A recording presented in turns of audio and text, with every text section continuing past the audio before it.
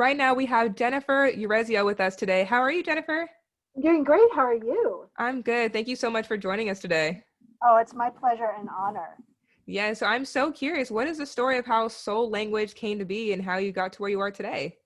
I was asking some really big questions and I was really cranky. I was really angry. Mm-hmm. I was like, okay, universe, I know what my life purpose is, powerful healer and teacher in the Mm-hmm. spotlight of service. Great. What the heck do I do with that? And where are my people? Because I'm mad.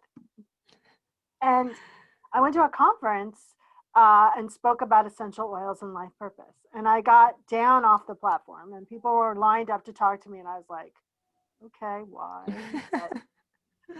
And this woman went, we are going to be very good friends. And I went, yeah, totally get that. And my inside voice went like, why her? Mm-hmm. And why not this other woman across the way that looks nice, but I really don't care if I ever see her again. What is that? Okay. And what I heard was, oh, that's soul language. And I went, okay. And I just kept asking questions and Mm-hmm. really received that information from the divine universe, tree, Bob, God, cupcake, whatever you want to call it. Mm-hmm. And before long, I had a paradigm of putting tangibility to soul. And I went back to that woman and I identified her soul languages. Mm-hmm. We had a language in common. And so, of course, we recognized each other. Of course, we got each other. Mm-hmm. And then that's the kind of short road. It's Right. really bumpier than that. And then Okay. I started identifying people. And I identified this woman who knew nothing about soul language, knew Mm-hmm. nothing about the three categories, nothing about the 107 core energies of soul. And I said, okay, so one of your soul languages is partner. How does that resonate with you? Mm-hmm. She said, before I got on the phone, I asked myself, if Jennifer asked me what my soul language would be, what would it be? And she goes, and I wrote down the word partner. And Mm-hmm. Gabby, I burst out hysterically crying.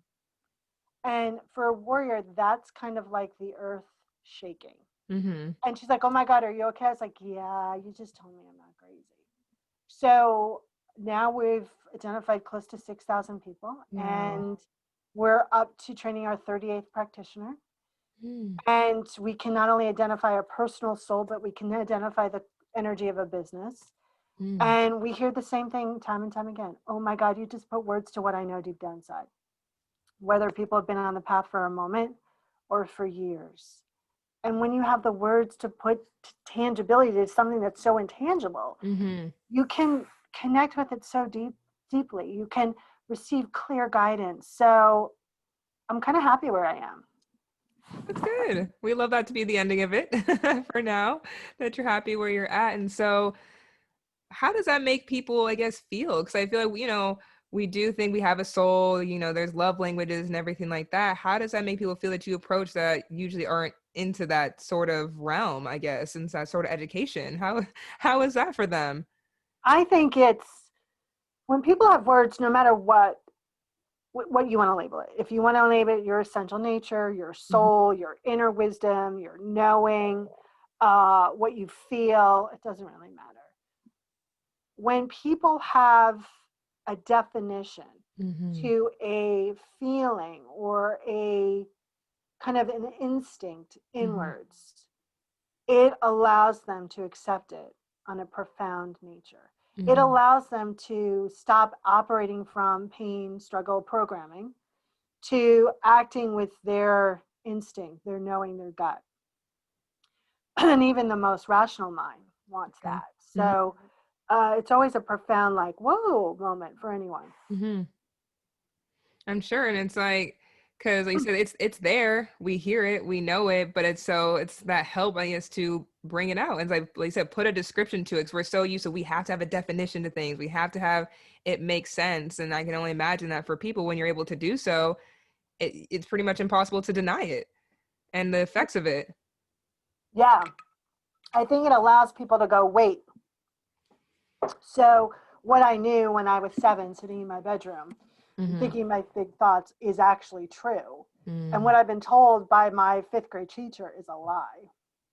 I right. think for highly evolved creative leaders, it allows them to accept more of their knowing in a more profound way and Mm-hmm.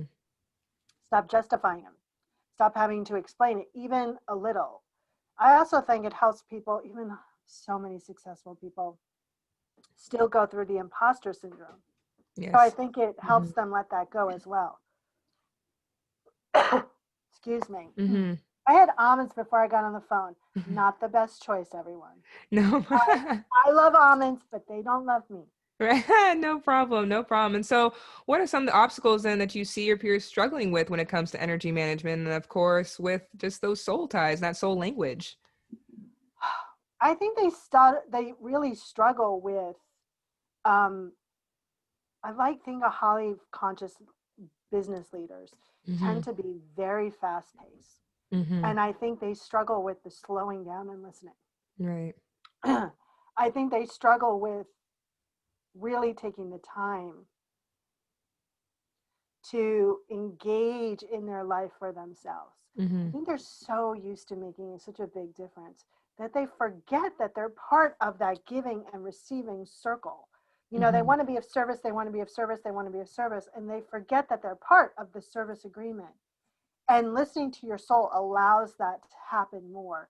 It allows you to be included in those agreements. It Mm-hmm. also allows you to take, even just for a second, a longer to hear and be present. It also allows you to accept the the bigger visions. Mm-hmm. You know, I think the soul is always going to give you that master plan, and visionaries Yeah. and business leaders are so used to seeing that master plan Mm-hmm. that they can forget that there's an even bigger one. Mm-hmm. And it allows them to, you know, the soul is always going more, more, more. And I think humans misinterpret that as not enough, not enough. Mm-hmm. So when we listen to our souls, it allows us to go, oh my God, we it's okay to have more. It's okay to be bigger and be better and Mm-hmm. push ourselves. And it's also important to take the time for stillness and to be centered. It allows us to be better without having to work harder at it. Right. And so, how do you yourself then, keep yourself at that high performance as someone who's pretty in touch with themselves and, like you said, listening to your soul and everything? How do you keep yourself in that high flow and performance? I do things that put me out of my comfort zone Mm-hmm. and have to and smack my limiting beliefs in my face. Mm. And sometimes it's conscious and sometimes it's not. Meaning Okay. sometimes literally meaning sometimes it's deliberate and Mm-hmm. sometimes it's not. So my latest biggest evolutionary kind of jump was my mom had a house fire in July during a Wow. pandemic, by the way. And it has evolved our family, it has evolved Mm. me, it has put me um, having to say and do more and be more compassionate and really like all of those things that I can kind of settle in and be Jennifer, soul language spiritual director with, Mm-hmm. I had to do differently, right? Mm-hmm. Because it's your family. Right. And so that's a huge evolutionary jump. And I'm a firm believer in sacred practice. Okay. So I think whether it's dancing or doing a prayer or coloring or, you know, having that kind of conversation with the divine, Mm-hmm. I think sacred practice keeps all of the wheels humming Mm-hmm. rather than having to do it when you're in trouble, when you're in the challenge. Right. And you're struggling now. You're trying to just stay afloat and you're not even connected to yourself. Right. That's the hardest time to do it. And Right. I think that's often when people try to do it the most. And if Mm-hmm. you do it on a regular basis, you connect on a regular basis, then you know you have a new standard set point. Mm-hmm. So you're not trying to get my deep desire is Mm-hmm. always to be in the conscious of neutrality, which is all about trust, where doors open when you really understand that a challenge is not because there's something wrong with you. Mm-hmm. So when you're at that level, it's easier to go up the scale than to go down the scale in consciousness. Right. So if I float down during a struggle, I know it's easier to get back to my set point and Mm-hmm. then move forward. Where if I'm not, then it's harder to even get to neutrality. Nice. I'm so far away. And it's a traumatic experience on top of the circumstances. Exactly. Hmm. And so I want to go back to what you said the previous question when you were discussing about, as far as the soul having a almost like a bigger purpose, the soul can do more. So do you believe like when we listen more to our soul, probably that inner instinct, is that our bigger purpose for what we're supposed to do versus just checks and balances in life? So you're getting on my favorite subject. So Okay. I believe, people are always searching for that purpose and that mission. Mm-hmm. And most people think that purpose and mission is about doing, and it's Mm-hmm. not. Okay. It's what you're profoundly here to be and experience. Mm-hmm. And when you accept that, the doing tends to fall into place really easily. Mm-hmm. So when you accept and listen to that purpose of being, yes, there's going to be bigger doing Right. and with a lot less effort. I think we're all doing the same thing here. We're all reminding ourselves and others that we're whole and complete. Mm-hmm. It's how we do it and what spin we're putting on, whether we're creating a product or a service or, we're a clerk in a store. It doesn't matter. Mm-hmm. So it's really about settling in and really asking yourself, what is my purpose here, right now? Mm-hmm. First for myself and then for the world. Mm-hmm. Because if you're going for the world first and not yourself, you're not really changing anything. Right. And so you're trying to transform the world through force, not through power. Mm-hmm. And so for people who might feel like they found their purpose, then based on what you said, like you said, it shouldn't take so much effort. And I feel like we have what we think is our purpose, but really it's driven by society and our conscious and everything. But really it's like it shouldn't take too much effort. And like you said, the doing will come. It should be easy. No, Okay. actually, it should be simple, not always easy. Got it. So, Okay. meaning like, okay, so my purpose is all about connection. I'm always going to be bringing people back to connection. Mm-hmm. Sometimes connection for myself is not easy. Mm-hmm. Simple, but it's not easy because I'm in my pain or in my struggle. Right. Sometimes there are things that I have to do living my purpose that I'm in resistance from. Mm-hmm. Maybe it's because I have a feeling of self-doubt, or maybe because I don't want to put on makeup today. Right? Maybe it's, that as simple as that, or as complex as, oh no, oh my God, I'm so afraid this is something new. I don't know if I'm going to succeed. Right. Mm-hmm. So they're simple to get back to the truth.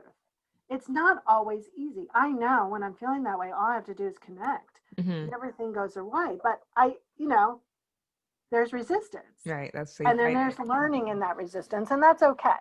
Mm-hmm. And so I'm curious, what is a discovery session with you? So, I love discovery sessions because they're so fun. So we identify one of your 3 core energies of soul. Okay. We do it through an energetic process. And then we do some transformational work. And I love them because I can see, no matter if you've been on the path for a minute or forever, I can, in my mind's eye, see the light bulb go off on people's, like, boom. So today I did a discovery session, and a woman was like, oh my God, I've been in therapy for 15 years and we just solved this in 15 seconds. Oh. When you allow the soul to do the heavy lifting, you can't outsmart yourself with your mind. And so what happens in a discovery session is you get an experience and a tangible tool that you can use, even if we never talk again, for the rest of your life, to listen to your soul and to move from pain and struggle to consciousness, which all that means is knowing that you're whole and complete and acting from that place. Okay. And like you said, that sounds amazing because you could just have that session with you and then learn so much and just take it even if there's nothing afterwards. Yeah, and I'll tell you a little secret. Okay. It's not really 15 minutes. It's more like 30. Okay. But, I've done them in 15 minutes, but I kind of like to go deep. So Yeah, I'm not a weather talking kind of girl. So we're going to get to a core. Yeah. And I'm going to kind of unearth that for you. I'm of service. So I know I'm going to be served in any way, if not by that person, by another person.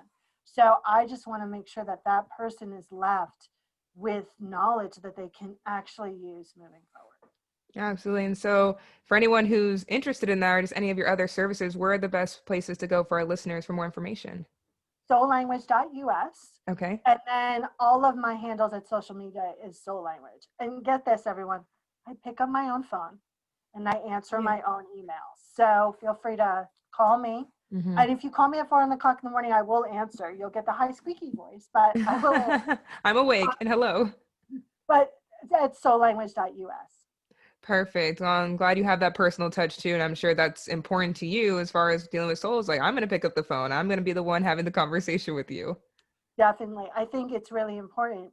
You know, I love what I do. So, there's people that support me to do all the things I don't love to do in my business. And, I want to be present with the people that I support because I know that they're highly creative, highly intuitive, highly innovative, fast moving, masters of service, leading the big charge of changing the world. And if they're like me, which they are, they want that personal attention because Mm-hmm. it's hard to let your hair down. It's hard to be Right. vulnerable. Mm-hmm. And, that's the only way we're going to move forward and expand is by letting go of those things that don't serve you. And that takes vulnerability. It takes time. Well, Jennifer Urezzio, this has been absolutely incredible. Thank you so much for everything that you have shared. And we really appreciate you coming on today. Thank you. It's been a pleasure. Thanks again.